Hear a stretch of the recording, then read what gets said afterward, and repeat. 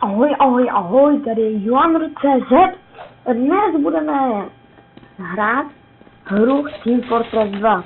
Je to můj první let's play, takže se nezlobte za spoilery a takovéto věci. Takže teď budu vám představovat všechny postavy, co jsou v této hře. Tady to je Scout. Je to vlastně... když dáte čárku, tak tady máte výběr postav a tady to je Scout. Tady máte ho španělštině, to se nebojte. Tady máte zbraně. A tady to jsou vlastně to jeho primárka, což je brokovnice v jeho případě. A tohle jste základně a tady potom tohle dostáváte, jo? A jsou ještě i jiní. Potom jeho sekundárka buď pistole, nebo Niko, nebo takový, že bonk, nebo critical a takovýhle. Jo, to je sekundárka, to taky dostáváte. A tady to je vintage, to je lepší než normálně, ale ještě lepší než tohle je vintage. Tady to je základní a ostatní to dostáváte. Tady tu pánvičku dostanete, to jsem se přejmenoval, dostanete, když si koupíte Last Fortress 2. Tímhle můžete dělat skoky, tímhle můžete házet takovou ozdobičku, která potom nějak začnete provácet a tady tomu udělá bonk, takže nemůže nic dělat. Říkáte, já se tam ještě vrátím. Tady máte headky, vlastně nějaký věci, které můžete mít, jo. Tady máte nějaké také oblečení a takovéhle věci, jo. Tak, tady si vezmeme sebe, a to si můžete samozřejmě kupovat. Věci se kupují, takže si koupíte PaySafe a to máte vlastně rozšířený inventář, jo. Rozšíří se vám inventář, takže vlastně budete mít místo jedné stránky, budete mít víc. Je to dobrý, stačí tam dát jenom 200 a je to docela dobrý. Takže takhle nějak vypadá ten můj Scout. Jo, tohle jsem udělal gačkem, což je taunt. U pistolky to je takhle, ještě takhle běhat. A potom s baseballkou, tak to udělá takhle taunt a tahle, když někoho trefíte, tak jeho to dokonce zabije. A tady máte ten míček, který takhle hodíte pravým. A on má na chvilinku bonk, jo. A to je trochu lamen za Scouta, nebaví mě to úplně a není to moje nejlepší. A úplně mě to nejde nejlíp. Tam jste teď viděli, jo. Ačkám se voláte medika.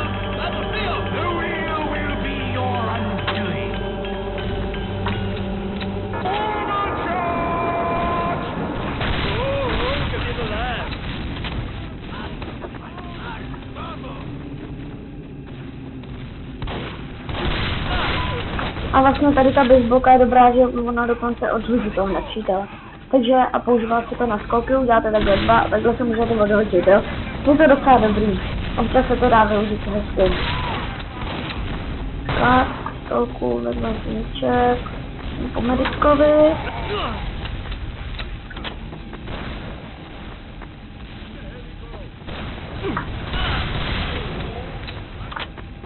To bude trochu těžší, tak nic. No tak další postava, to je Soldier, úplně to stejný. Je to bazuka, má tady hlavní zbraň jeho bazuka, já mám tady tu. Tady buď může mít boty, nebo brokovnici, nebo takový jiný věci, může mít i tady to, což je trochu kravina, a já to moc nepoužívám, nemám to úplně nejradši. A tady potom máte tohle základní, potom může mít to pánvička tohle. Potom tady ty věci, Nikola u toho Scouta. Tady úplně to stejně, tady to úplně stejně, jenomže ne všechny věci, co jsou na Scouta, tak můžete mít i na ně, jo. Což je docela škoda. Teď musíme si jít zabrat nějaký most, nějaký boss. Takhle když vystřelíte pod sebe, tak to, tak se vystřelíte. Doufám, že mi to za toho půjde líp, když se moc nestebu.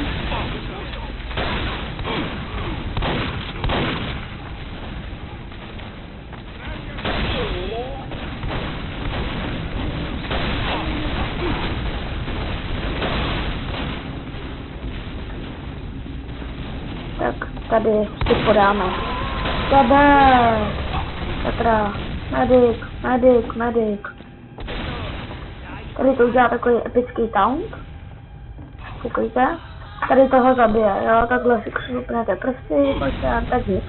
Když se vám podaří někoho zabít tímhle, tak vy neumřete, jenom vystřelíte se do vzduchu a když se vám to nepovede, tak jste mrtví. Další.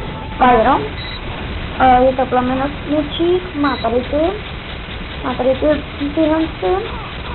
tyhle si umí odrazovat, tohle se neumí, ale má kritiky, když si dáte charge Gčkem, má buď tady to, přijde takový světlice, nebo brokovníci, a sekiru. A tady zase ty obleky, jo. Jdeme na to. Takhle když máte právě takhle vystřelíte. Normálně takhle, ale ne všechny plamenomety dělají tuhle dluhu, jenom tenhle jsem dělal takhle dluhu. Potom ten jeden, jak jsem vám ukazoval, tak dělá něco jiného, ten je takový. Jinak tady vystřelíte takovouhle světlici, tak někoho dokážete tady zapálit. Takhle když vystřelíte a zmáčknete právě, tak to vybuchne ve vzduchu, takže když neumíte moc dobře střílet, tak je to výhodný. A právě vlastně odrážíte rakety, já se to ještě pokusím jednou udělat. Uvidíme. Je to tedy můj první let's play, takže uvidíme, jak bude vyvedené. Říkejte mi, jaký tam máme estetí, tam mám chyby v komentářích a tak dále. Já budu za to rád, i když budete upřímní a nebudete zrovna třeba hezký, tak to je jedno. Prostě musím se něco zvyknout.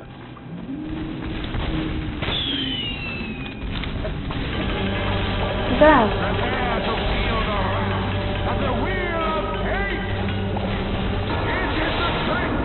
A vlastně Pyro na Pyra nefunguje, protože má takovou jakoby ochrannou vestu, když si tak řeknu.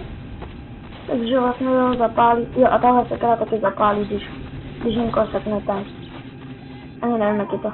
Jo a hrajete na kytaru, když dáte Gčko. Samozřejmě tam zase.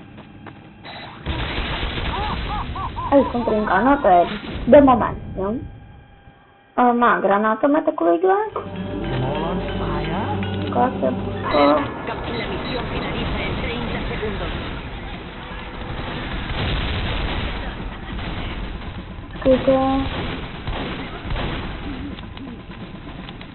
Tady si můžete změnit i ten jeho vzhled, což je docela pěkný. Jo, každému se to líbí jinak.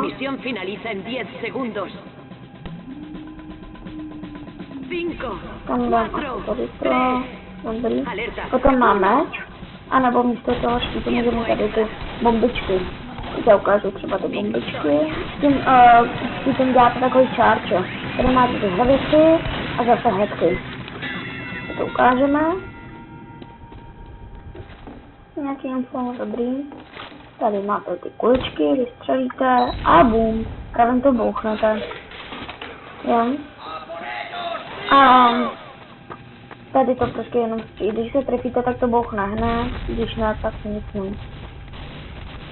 Tak když se trefíte hned, tak to bouchne hned, a když se netrefíte jakoby rovnou, tak to bouchne potom.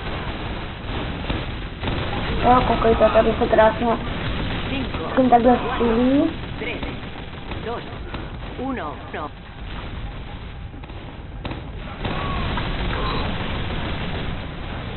Sakra, teď jsem spadnul do jámy.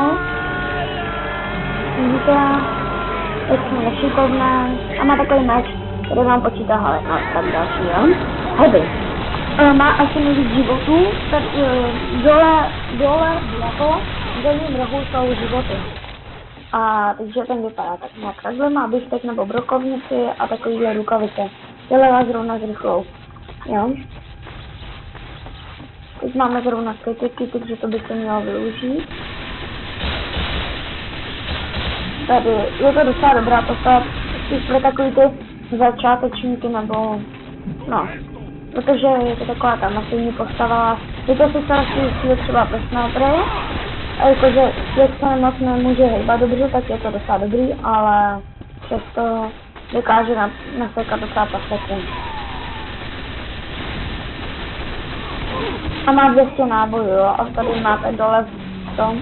Tady když si dám byste, tak můžete mít sandwich i čokoládu. Nejlepší je sandwich, tady to vám dává jenom kritiky. Nic víc, myslím, že vám to ani nedává.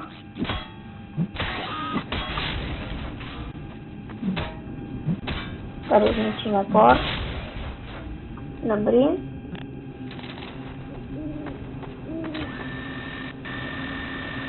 Tady uvidíme, jak to dopadne. Tady počkáme.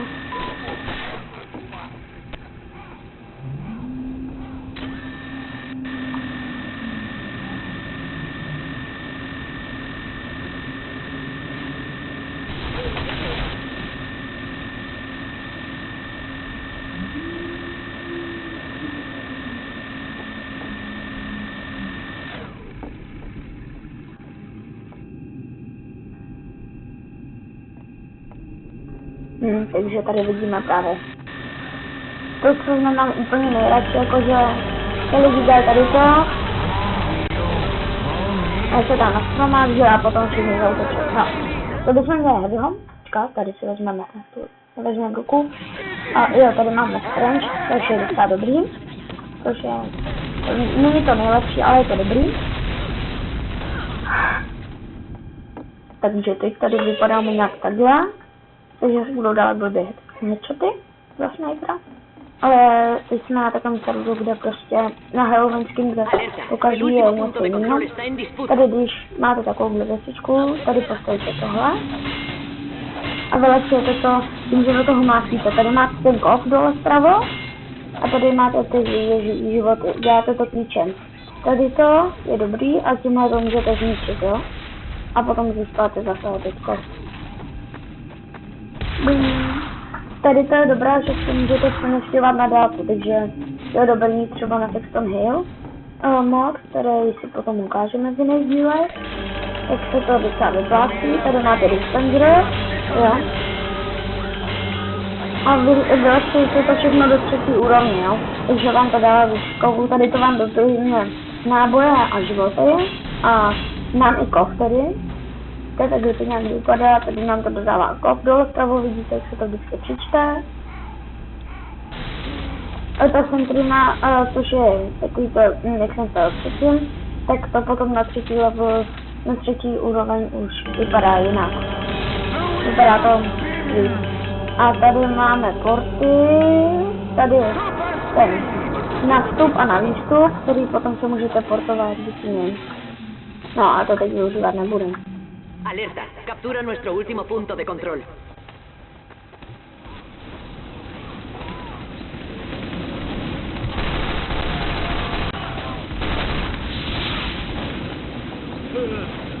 No, tak to je moc dobře nepadlo. Medic, ten dokáže dávat takhle i blučáče, jak vidíte.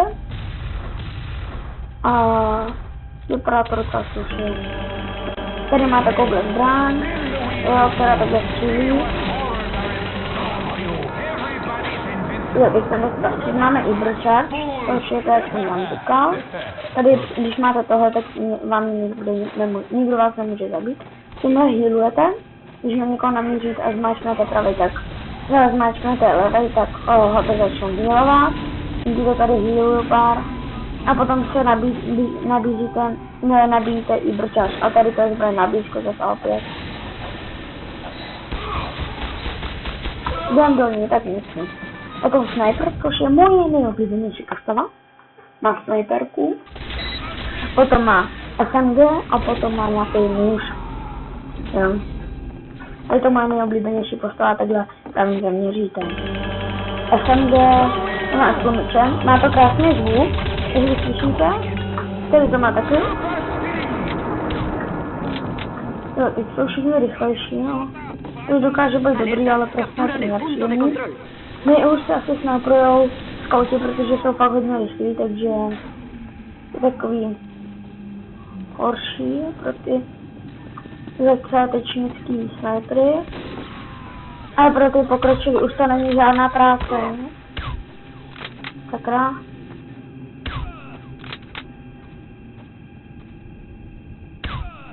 Tak.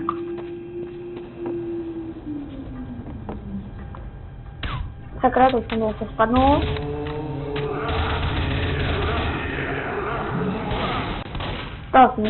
Alerta, captura nuestro último punto de control. Zase můžete na všechno mít oblečky, dá se to koupit nebo dostat, všechno. A spát, poslední postava, kterou vám ukážu, a to by byl asi konec. ten má takhle pistolku, počkáte, se podívám, jestli nemůžu mít. Enjoy your false confidence. Tak to je nějaký divný, počkejte. Jo, dobrý, jo. Uvidíme.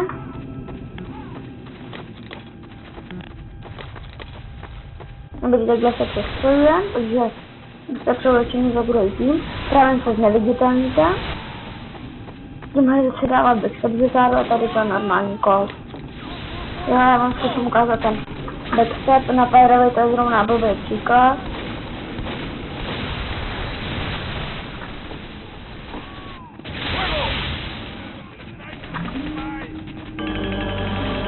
A tady ty hodinky jsou vyčítací, takže vlastně to je invisible vest, že vlastně to, že to neviditelný, ale tady to se nabíjí.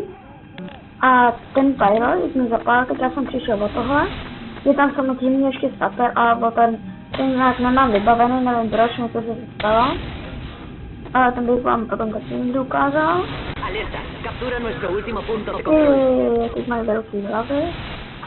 Dneska už tady to je nejrychlejší postava asi ze všech. Alerta, captura nuestro último punto de control. Já tam jdu do akce. A uvidíme.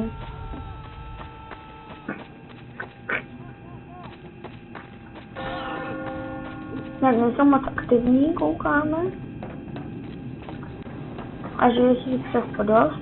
Tady máte naše skóre, a to tady se slavem, 13krát jsem umřel. Tady koukejte takhle ze zádu. Když ho takhle zabijete, no a mě zabije. No a to by byl asi pro tenhle díl všechno. Budu vám ukazovat dále ty různý módy a to bude asi všechno. Potom budeme hrát jen tak, jo, s kámošem a tak. Zatím čau a doufám, že budete koukat i na další díly ze hry Team Fortress 2.